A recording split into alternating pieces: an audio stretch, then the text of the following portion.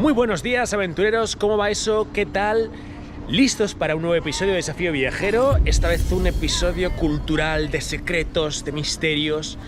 Si recordáis, hace un tiempo hacíamos una trilogía especial sobre los misterios, los secretos y las curiosidades del Vaticano. Pues bien, hoy os voy a contar cómo es el Vaticano por dentro.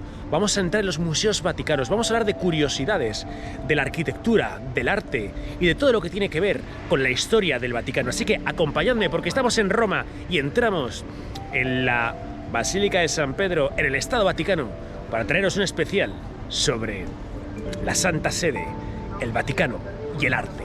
¡Comenzamos!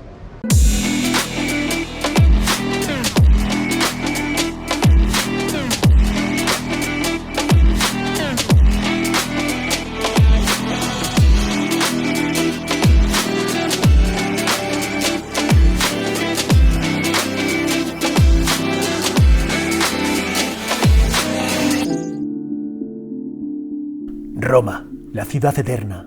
La primera vez que visité este lugar, sentí que un pedazo de mi corazón debía reposar por siempre en este lugar. Tan solo tenía 18 años, y algo dentro de mí decía que yo pertenecía a este punto del planeta. Paseando por sus añejas calles, llegamos al Panteón de Agripa, para después dar con nuestros pasos sobre la majestuosa Piazza Navona y el arte del Renacimiento. De hecho, lo que siempre me ha llamado más la atención de esta ciudad es la forma en que el arte renacentista se funde con la Roma imperial. Ante nosotros aparecen las primeras ruinas que nos trasladan a una época donde el mundo giraba alrededor de Roma, el Coliseo, llamado así por una estatua de Nerón a la que apodaban el Coloso, pero su verdadero nombre es el Anfiteatro Flavio.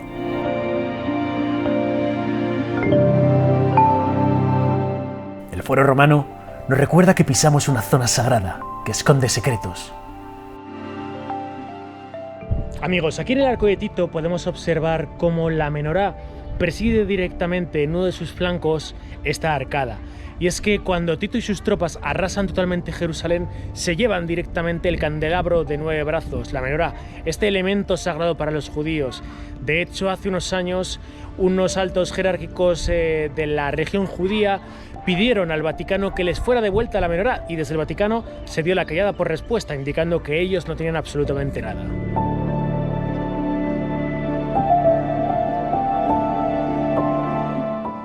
Pero sí hay algo que distingue a Roma. Son sus plazas, la Piazza del Popolo, la Piazza España y sus elitistas desfiles, o la Fontana di Trevi.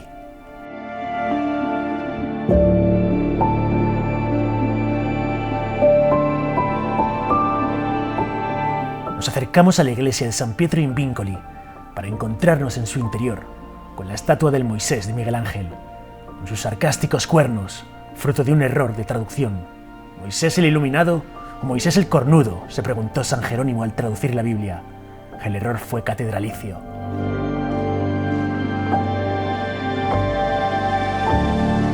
Pero oye, amigos, no es día para visitar Roma. Nuestra vista se puso en la cúpula de San Pedro, un lugar muy particular. Nos dirigimos al Vaticano.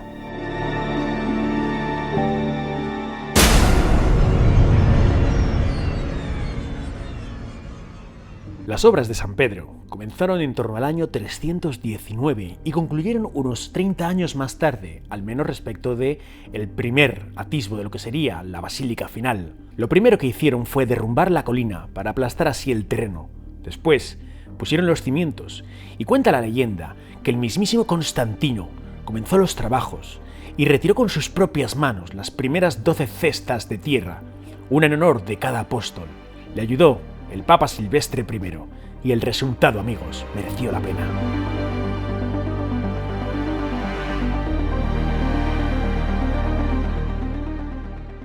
Veréis, aventureros, el obelisco que estáis viendo justo detrás de mí se encontraba en el antiguo Egipto, en Heliópolis, lo que sería el Vaticano de los antiguos egipcios.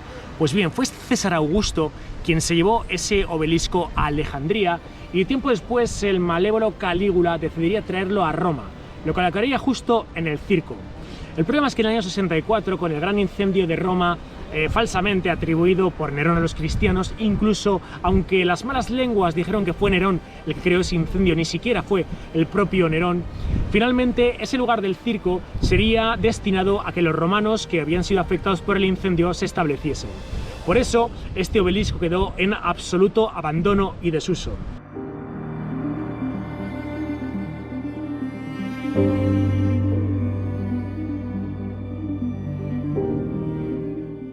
No sería hasta siglos después cuando un joven seclar, un fraile llamado simplemente Fray Félix, vio este obelisco y, siendo dado a dar grandes discursos, él vino a decir que si algún día era elegido papa, este obelisco se encontraría en el centro de la plaza de San Pedro. Pues bien, finalmente ese fraile, Fray Félix, sería designado papa y se acabaría llamando Sixto V. Uno de los grandes problemas que tendrían sería el de arrastrar este obelisco y poder mantenerlo de pie en el centro de la plaza de San Pedro. Más de 2000 personas intervinieron en esa tratativa. Finalmente, el día de la fecha, el día en que este obelisco se iba a mantener de pie, imaginaros, gigantescas cuerdas y tamaño esfuerzo requirió para que tanto los operarios como los jefes de obra pudiesen elevarlo. Había una instrucción: solo se podía hacer caso al jefe de obra, el resto debía de guardar silencio. Parece ser que en el momento en que lo estaban levantando, las cuerdas estaban demasiado tensas, iban a vencer y el obelisco se iba a caer. Hasta que uno de los operarios, alguien que había sido capitán, que por tanto tenía conocimientos en marinería, comenzó a gritar: ¡echadle agua! ¡Echadle agua! Le echaron agua a las cuerdas y ello hizo que éstas tuviesen más flexibilidad y que el obelisco no se cayese. El Papa hizo algo, y es que prometió a este marino que le entregaría aquello que él quisiese, que le pidiera cualquier cosa. El marino le dijo que mi empresa familiar tenga el monopolio de que todas las palmas del Domingo de Ramos sean compradas a mi familia. Pues bien, aventureros, a día de hoy la misma familia sigue teniendo ese monopolio y el Domingo de Ramos, todas las palmas que aquí en el Vaticano se utilizan son compradas a esta empresa familiar de aquel marino. Pero la historia no termina ahí.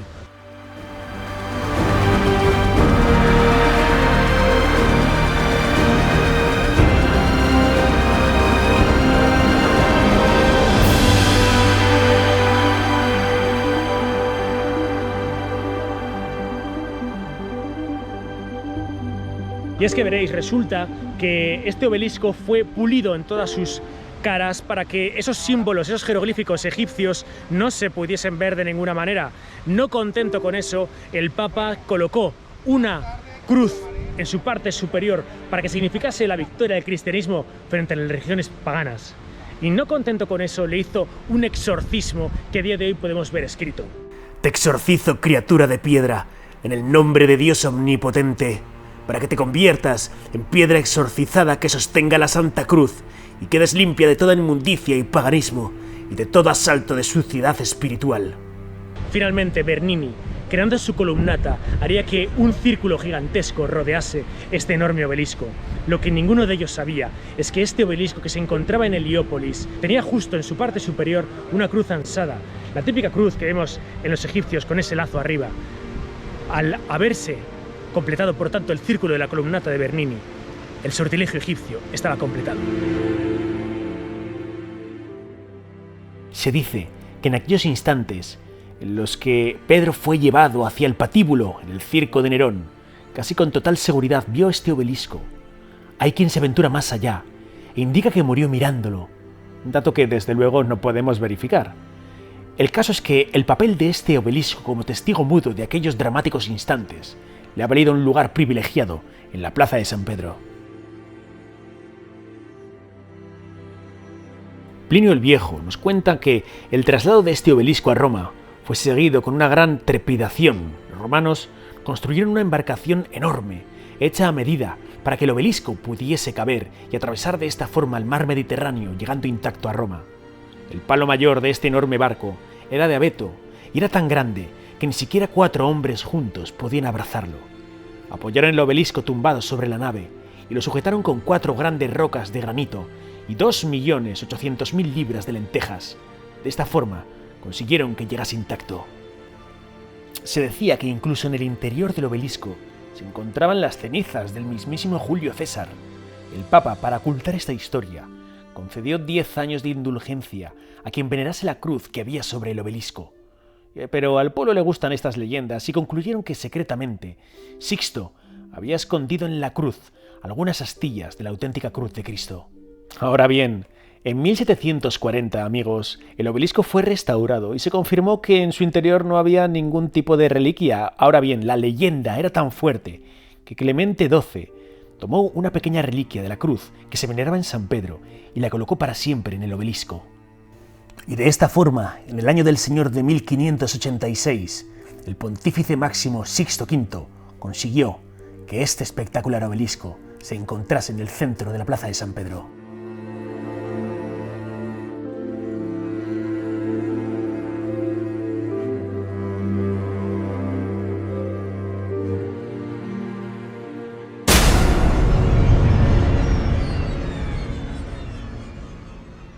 La columnata de Bernini, aventureros, proyectada por este genio entre 1656 y 1667, el abrazo de la cristiandad a sus fieles.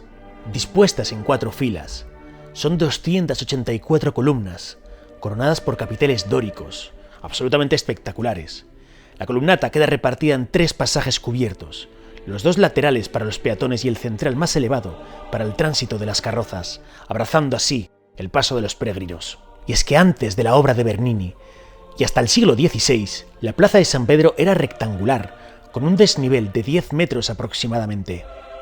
Gracias a la intervención de Bernini, este desnivel se redujo a menos de medio metro, hasta volverse totalmente imperceptible. Uno de esos highlights que vais a encontrar aquí en la columnata de Bernini es la posibilidad de, encontrándoos justo en un punto muy concreto, descubrir que las filas de columnas que tenemos en la columnata de Bernini, en realidad se van a transformar en una sola. Efectivamente, como veis, aventureros, se ven 3, ¿no? Bueno, pues vamos a ir exactamente a un punto donde las 3 se van a fundir en una sola. Es lo que le llaman el centro de la columnata. Este es en concreto el punto. A ver si este viajero se va y nos deja. Perfecto, ya se ha ido. Y ahora, tachan, aparece justo el centro de la columnata. Las 3 filas se convierten solo en una.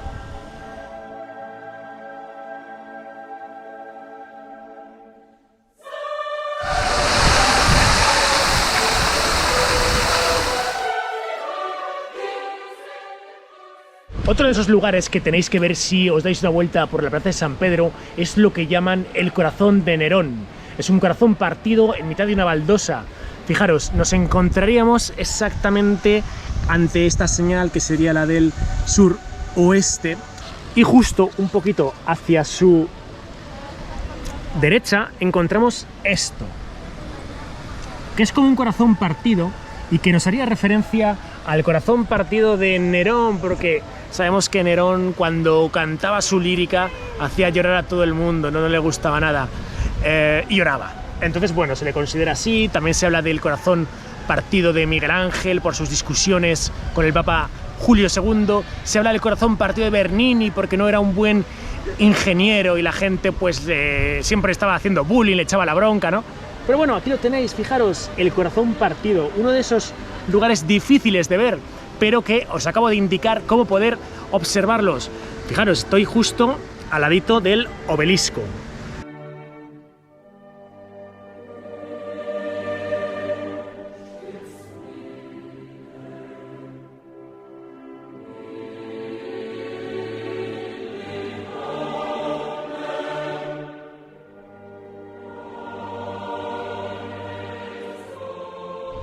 Y fijaros, nos encontramos en un punto de la plaza de San Pedro, para que la veáis, está detrás de mí, donde esa marca, ese sello que estáis viendo, haría referencia al lugar en el que Juan Pablo II fue objeto de ese atentado el 13 de mayo de 1981, marcado por ese pequeño sello, esa marca que nos dice que allí Ali Agca intentó asesinar a Juan Pablo II.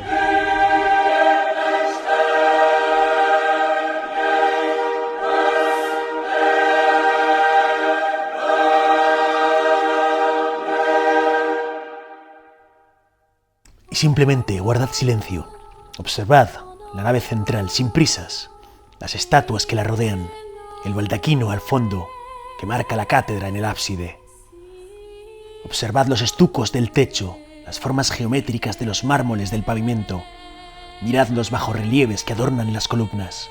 Dejaros llevar por la iluminación de los rayos del sol filtrándose por las ventanas de la cúpula, rasgando así la basílica, queriendo participar en esta obra de arte.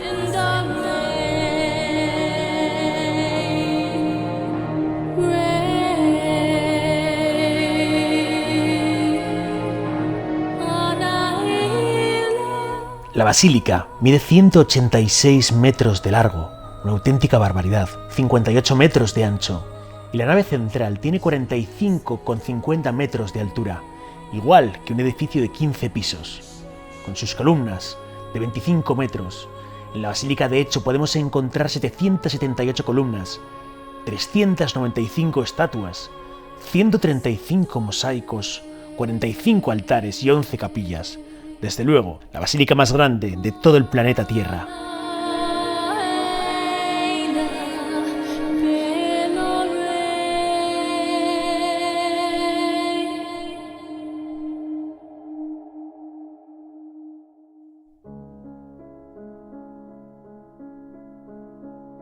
Cuentan las crónicas que el mismísimo Carlomagno llegó hasta aquí sin saber muy bien que iba a ser coronado y que el Papa León le pilló desprevenido. Le impuso la corona a mitad de la ceremonia de Navidad. De haberlo sabido, Carlomagno no habría ido, porque recibir la corona de manos del Papa quería decir de alguna forma que le estaba reconociendo un grado superior, y Carlomagno se sabía superior al resto. Imaginad, por tanto, a ese recién coronado emperador abandonando San Pedro con mal humor mientras recibía las felicitaciones de sus súbditos.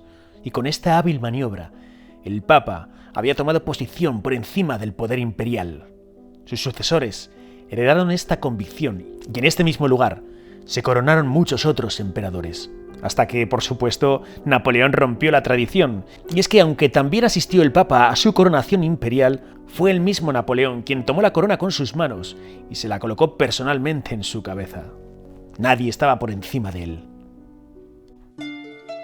Se cuenta que Miguel Ángel Buonarroti solo tenía 24 años cuando recibió el encargo de esculpir la Piedad. Creó una obra perfecta. Era tan increíble que algunos contemporáneos incluso pusieron en duda su autoría y la atribuyeron a Cristoforo Solari, también conocido como el Jorobado de Milán. Estos rumores enfadaron tantísimo a Miguel Ángel que éste tomó un cincel y decidió grabar su firma en la cinta que atraviesa el busto de la Virgen María, indicando Miguel Ángel Buonarroti, florentino, la hizo. Nadie desde ese momento se atrevió a poner en duda su genio. Y por supuesto, la Piedad no ha escapado de la locura de algunos. Y es que en el domingo de Pentecostés, a las 11:30 de 1972, un hombre totalmente tarado, llamado Laszlo, se abrió paso entre los turistas, se detuvo en primera fila ante la capilla donde se encontraba la escultura de Miguel Ángel, la miró detenidamente y directamente saltó la balaustrada, se subió por encima del altar y dando saltos empezó a gritar en italiano: «Soy Cristo, Cristo ha resucitado», y empezó, ante la atónita mirada del resto, a darle martillazos a la obra de Miguel Ángel, destruyendo parte del ojo, la nariz de la Virgen María y un brazo.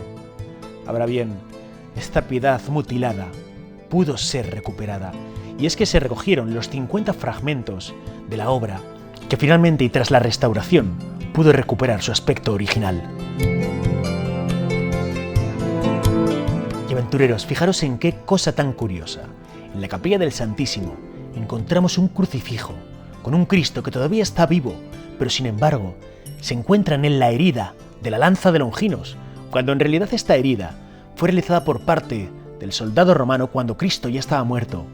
¿Un error? ¿Un mensaje oculto? ¿O simplemente un descuido de su autor, de Pietro Cavallini, que talló este precioso crucifijo en el año 1300, una de las piezas más antiguas que a día de hoy se conservan en la Basílica de San Pedro? De hecho, este pobre crucifijo fue profanado, y es que los mercenarios al servicio de Carlos V saquearon Roma en 1527. Lo profanaron, lo disfrazaron de soldado, incluso le hicieron burlas.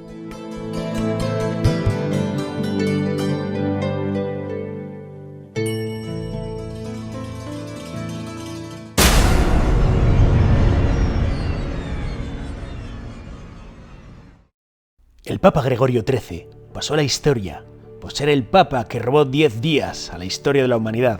Y es que aunque la noche del 4 de octubre de 1582 fue como las demás, cuando amaneció el día siguiente, era ya el 15 de octubre. Y es que, si bien es cierto que el calendario juliano, el de Julio César, era bastante correcto, Gregorio XIII convocó una comisión internacional de astrónomos, matemáticos y teólogos para actualizar el calendario, puesto que iba totalmente desfasado. Su plan distribuyó mejor los años bisiestos e hizo cancelar de un plumazo 10 días del calendario. Y es que, para que os hagáis una idea, el desfase era tal que en vez del 21 de marzo, el equinoccio de primavera llegaba el día 11 de marzo. Tampoco el 21 de junio era el día con más sol, ni el día 21 de diciembre, el día más corto. Todo sucedía 10 días antes del calendario oficial. El verano y el invierno empezaban demasiado pronto, y las flores no esperaban a marzo para abrirse, ni las hojas del otoño para empezar a caer. Obviamente, el Papa no inventó esta reforma, pidió ayuda a lo que hoy en día llamaríamos una Comisión Internacional de Astrónomos. Venían de Alemania, de España, de Siria, de Malta e incluso de Francia. Y ello, amigos, generó situaciones muy curiosas. Por ejemplo, Santa Teresa, que falleció la larga noche entre el 4 y el 15 de octubre de 1482. Pero los peor parados fueron sin duda los habitantes de Holanda, de Flandes, por ejemplo. Y es que allí, del viernes 21 de diciembre de 1582, se pasó al sábado 1 de enero de 1583. ¿Qué os parece? Se cargaron todas las navidades, ni Navidad, ni Nochebuena, ni Nochevieja. Y ahí, la estatua de Pedro, de una belleza increíble, empuñando en su mano izquierda las llaves del cielo. No sabemos muy bien quién fue el autor ni cuándo fue realizada. Hay gente que indica que se hizo en el siglo V y que fue encargada por el Papa León Magno cuando Atila, el rey de los hunos, decidió no invadir Roma y se retiró de Italia. Cuentan que el Papa ordenó fundir el bronce de la estatua de Júpiter Capitolino para realizar esta espectacular obra.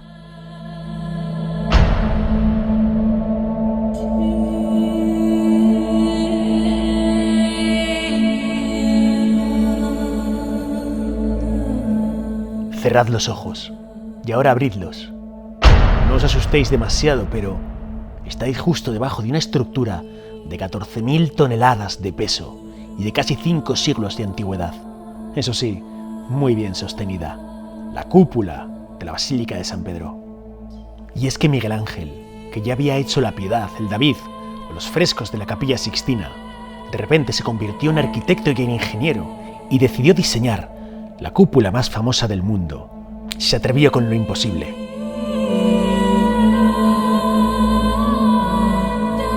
Las crónicas de la época nos cuentan que en la construcción de la cúpula se utilizaron 1.500 quintales de cuerda de cáñamo y 1.000 quintales de hierro para los andamios.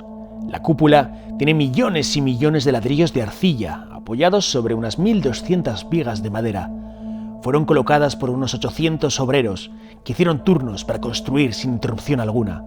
Y el milagro es que a pesar de las prisas y de la increíble altura, no hubo ninguna víctima.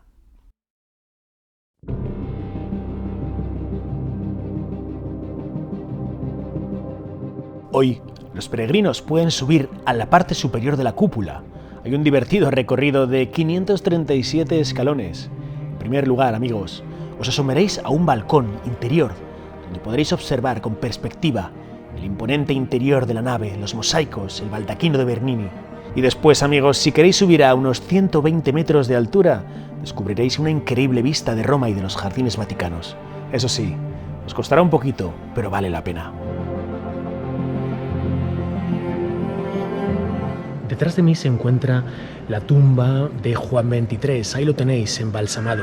Y es que este ha sido uno de los papas, el Papa Roncalli, más curiosos de la historia, para que os hagáis una idea. Por ejemplo, Juan XXIII, en el momento en que fue designado como papa, tuvo una particularidad. Cuando alguien va a ser designado como tal, el sastre tiene preparados 3 trajes para los papas, una S, una L y una XL. Pero parece ser que Juan XXIII pues era demasiado corpulento.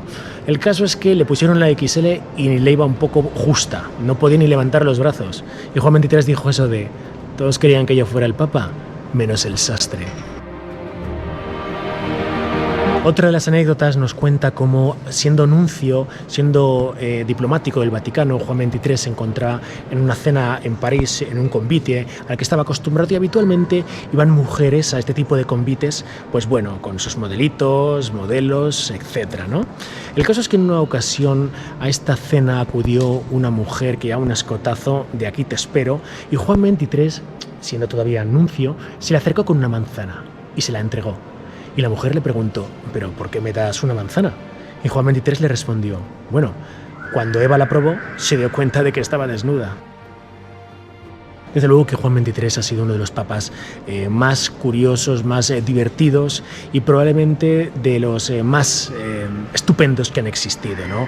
A él le preguntaron una vez: bueno, en el Vaticano trabaja mucha gente, ¿no? Y él dijo: bueno, trabajan la mitad de lo que deberían.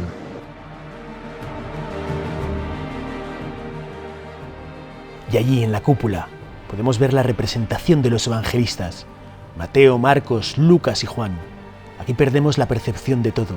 Este lugar es increíblemente grande. Y es que fijaros, cada una de las plumas de los evangelistas mide mucho más que una persona. Y este es uno de los monumentos icónicos de San Pedro, el baldaquino de Bernini, en sus 4 columnas salomónicas de 11 metros de altura, que consta que ya desde el año 1627 estaban en su posición actual. ¿Cómo lo hizo? Y claro, había plazos, como siempre. El 28 de junio de 1633, un día antes de que venciera el plazo en el que tenía que estar terminado este baldaquino, Bernini concluyó su espectacular estructura, 28 metros y medio de altura, casi un edificio de 10 plantas. Fijaros en las columnas. Sobre el dosel se repiten figuras de abejas, que es el símbolo de la familia del papa de la época, Urbano VIII.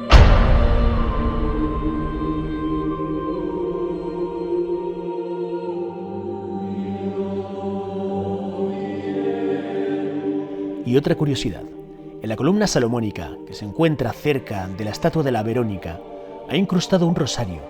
Algunos pensaban que se trataba de un olvido de alguno de los artistas en el molde, o directamente un guiño de devoción a la Virgen María. Lo curioso es que en las demás columnas del baldaquino hay otros 6 pequeños objetos y animales bastante curiosos que están fundidos en el bronce. Por ejemplo, encontramos, aparte del rosario, una mosca, 2 lagartijas, una lagartija que se come un alacrán y 2 medallas minúsculas con la efigie del Papa, probablemente de Urbano VIII.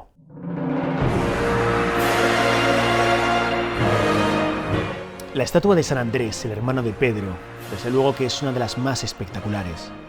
En la escultura, San Andrés carga con una cruz en forma de aspa que nos recuerda cómo fue martirizado.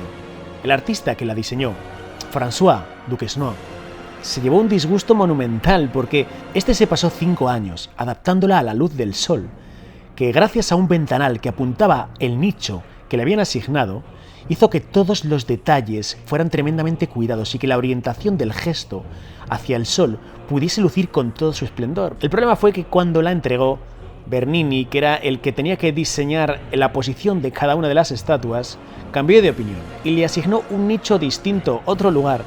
El artista lo vivió como una traición y sintió que su esfuerzo no había servido absolutamente para nada. Ahora bien, a mí me parece que es espectacular. Y ahí la tenéis, la espectacular estatua de Cayo Casio Longinos, el soldado romano que atravesó con su lanza el costado de Jesús. Es absolutamente imponente.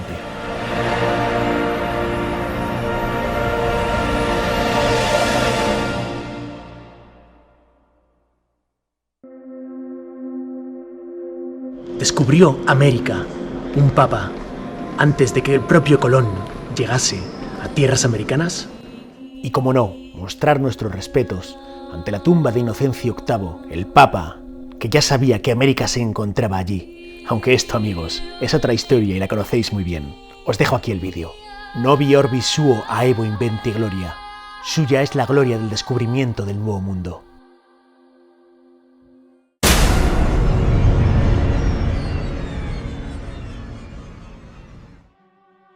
¿Y sabíais que el Vaticano fue bombardeado durante la Segunda Guerra Mundial? Efectivamente, es un episodio un poco inquietante e hicieron falta semanas para descubrir qué demonios había sucedido. Fue el otoño de 1943, en concreto el día 5 de noviembre. Por las cancillerías europeas corría un rumor, el rumor de que Hitler planeaba secuestrar al Papa Pío XII. Como respuesta, el Papa dijo que cesaría automáticamente en el cargo de pontífice y que se convocaría un cónclave para elegir un nuevo Papa. Los cardenales tenían instrucciones muy concretas para no reunirse en Roma sino en Lisboa. Las palabras de Pío XII fueron: si Hitler me secuestra, tendría en sus manos simplemente a Eugenio Pacelli, pero no al sucesor de Pedro, aseguró. Así, amigos, llegamos a esa noche, 5 de noviembre de 1943, ya entrada la negritud de la noche. Quienes residían en San Pedro pudieron escuchar perfectamente el motor de una avioneta que sobrevoló repetidamente los jardines vaticanos y se alejó en distintas ocasiones. A las 8:10 de la tarde lanzó 5 bombas. Escucharon 1, 2, 3, 4 explosiones. Después se hizo el silencio. A esas horas y sin electricidad no era sencillo saber qué es lo que había ocurrido. Afortunadamente, las bombas no cayeron sobre los monumentos o las obras de arte. La primera destruyó un depósito de agua. La segunda, el taller de mosaicos de la fábrica de San Pedro. La tercera provocó grandes daños en las oficinas. La cuarta explotó frente a Casa Santa Marta, muy cerca de la residencia del cardenal arcipreste de la basílica. Y la quinta, que también había caído en San Pedro, gracias a la providencia, no explotó. El misterio era: ¿quién había hecho explotar estas bombas? ¿Los aliados? ¿Los nazis? Al tiempo, todo se aclaró. Y es que desde la Secretaría de Estado Vaticana se descubrió que el bombardeo había sido realizado por iniciativa personal de un ex colaborador de Mussolini, un hombre llamado Roberto Farinazzi. Este había actuado por su cuenta, despegó la avioneta desde Orvieto con la intención de destruir la estación de radio del Vaticano, porque desde allí se transmitían informaciones a los aliados. Eso sí, no tenía mucha puntería y ni siquiera se acercó a su objetivo.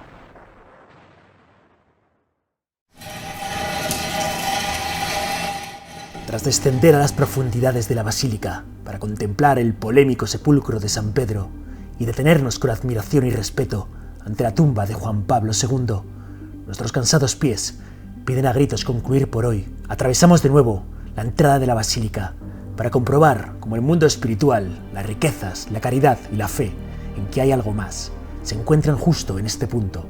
Ostentación para unos y un abrazo de cristiandad para otros. Lo que es innegable, aventureros, es que el arte, la cultura y la historia subyacen en un enjambre de curiosidades y momentos que quería mostraros. Pero esto no termina aquí. Los museos vaticanos nos esperan, pero eso es otra historia. Y por si se te olvida, aventurero, recuerda que para mí es muy importante que te suscribas a Desafío Viajero, que actives la campanita de las notificaciones y que si te ha gustado el vídeo, le des like, coméntame lo que te apetezca. Te responderé encantado, como hago todas las semanas. Y ahora sí, aventurero, nos vemos en la próxima aventura.